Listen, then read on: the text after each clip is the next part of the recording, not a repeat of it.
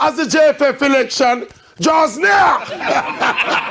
Latest episode in the saga, presidential challenger Raymond Anderson and his team of delegates involved in a verbal tussle at the entrance of the venue of the Special Congress in Montego Bay.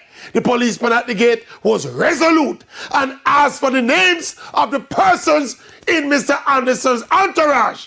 At one point, he asked for Mr. Anderson, "What is your name?" "Raymond Anderson is my name."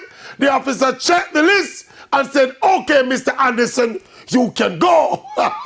The officer said, "Next to the other members of the entourage." Man, them get vexed amidst claims of intimidation from the Ricketts camp. Now, first of all, the Anderson team escalated a situation that never needed to be escalated. This is a private compound for a private meeting. Security must be of the essence.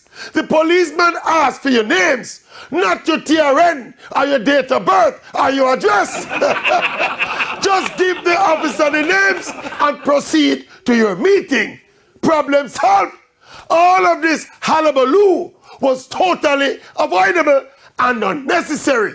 And to be honest, it's not even worth a maverick query.